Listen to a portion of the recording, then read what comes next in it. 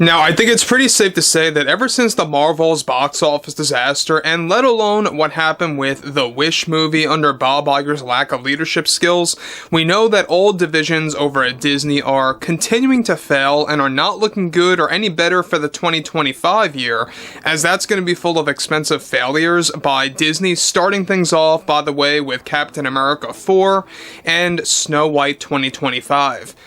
This is Mike Zero. Subscribe if you're new and like this video to see future updates. You can also follow me at Mike01. I thank you also very much for the great and kind support. So one thing about Bob Iger that I think a lot of us already know about is the fact that he is very stubborn. He does not care about any kind of ramifications or consequences. Seemingly, this is not about money to Disney anymore. It's nothing more than pushing an agenda onto the general public and using these movies and or these TV shows as a way to push that agenda. Now, looking at everything moving onwards, we know that Bob Iger continues to fail when it comes to everything related to Marvel, Star Wars, or just Disney in general, and the current financial situation over at Disney is continuing to degrade month by month. Now, let's get into all of this. Now, one thing about everything related to Bob Iger and the current status of Disney's financial situation is only getting worse, as Bob Iger confirms a lot more aspects about what's on the horizon for divisions like Walt Disney Animation Studios, Pixar, Lucafilm, and Marvel, just to name a few there. It's not looking good also for the theme parks around the world, so let's get into all of this. Now, what's interesting about this is, with all divisions over at Disney beginning to fail ahead of the many expensive failures for 2025, one major development has much to do with Bob Iger acknowledging the current status of the financial situation at Disney, where he delivered the following. As CEO, I believe it is my responsibility to address what some of our customers and shareholders may have been concerned about in recent months. First off, I would like to address the changes that will be applied to all of our divisions here at Disney for the 2024 year that will go into full effect by the midpoint of this year.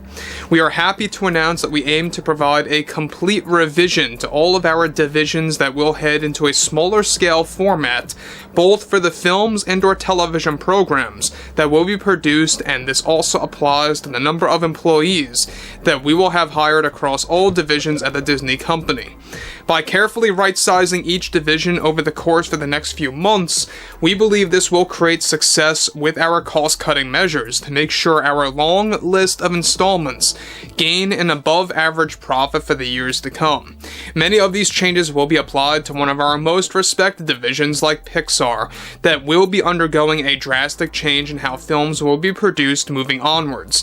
I would also like to address that our many business models, such as Disney+, ESPN, and especially our Hulu packages, will be going under a much-needed revision as well that will include 2 rate hikes as we perform a necessary action to removing said content from these platforms that hold no below-average engagement from our customers. It is my responsibility to do this in a careful and well-organized manner that will create the process into a smooth one for our most favored divisions. This will result in drastic changes for our brands like Star Wars and Marvel, especially as we aim to reduce funding on many of our upcoming projects surrounding those brands, as we attempt to discover an avenue that will change the face of the film industry and how films are budgeted moving onwards. All things related to Star Wars and Marvel will be taking a new approach as we near the 2025 year on how these projects will be budgeted to create a pattern of success on our efforts for the years to come. I would also like to announce that these efforts will also be applied to how we fund our marketing strategies for all installments moving onwards, for all things Marvel, Star Wars, and the many Disney live-action adaptations from our animated classics planned in our film slate. As we begin to right-size the number of employees working on our films and television programs, this will also apply eventually to our many theme parks around around the globe as we remain focused on proper spending patterns for the Disney company to lead a pathway for success for all divisions and business models. It is also worth noting that we take pride in promoting our usage of DEI into many of our respected brands, from loyal customers to gravitate toward a more global audience, to increase statistics and gaining new customers in the process for our productions and business models across the board. Now, guys, let me say one thing about this, alright? Now, on top of that, apart from what Iger delivered here, this all comes after his cost containment plan, right? And how it will result in thousands of firings in total, and budgets of films will be greatly reduced as a result. So, this is another problem that I think Bob Iger is only creating for himself, is that he is seemingly very proud and happy that he is going through all of this. That's how he's like coming across, like there's no concern about the Disney company in both the short and or long term. It seems like he believes that everything is going smoothly and is going very well, and yet at the same exact time, they're raising rates for Disney Plus and the packages that come with it. And at the same exact time, they are going to be what he calls right-sizing, alright? They're going to be firing employees, is what it translates to. We talked about this weeks ago, how Pixar will be the first one to get hit, followed by Walt Disney Animation Studios, and then Lucasfilm and Marvel toward the tail end of 2024. This is why you're going to see a tighter cast and crew for a lot of upcoming Star Wars projects, whether it be the upcoming movies or the TV series like Ahsoka Season 2, for example, and it's also going to deeply impact a lot of the Marvel movies beyond 2025.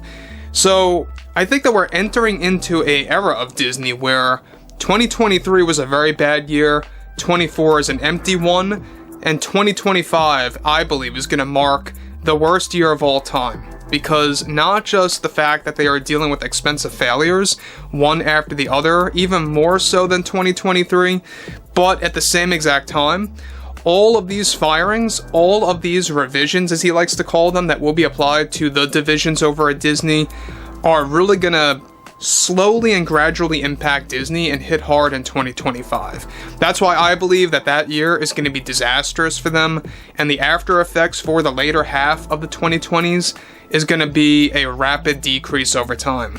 So, I think at the end of the day, when we look at Bob Iger, this is nothing more than damage control, and how he's trying to make it come across like everything is a-okay, that everything is running smoothly and fine over at the Disney company, that there's no problems when it comes to all of their divisions, and of course, everything related to the business decisions and the calls that Bob Iger has made that the board of directors agreed with, at least most of the board of directors, right? We know that there's a minor shakeup happening right now at Disney between some of the board members, some of which want nothing to do with Bob Iger anymore and believe that he's doing a terrible job. But it's the majority of them that really believe that Iger is doing the right thing between DEI and all these cost-cutting measures that are being applied. It's not looking good. So overall, I would really love to hear, what everyone has to say about this ongoing scenario between Marvel, Star Wars, Disney, etc., etc. And if you guys did enjoy the content for today, make sure to drop a thumbs up on this video to support the channel, and I will catch you guys later.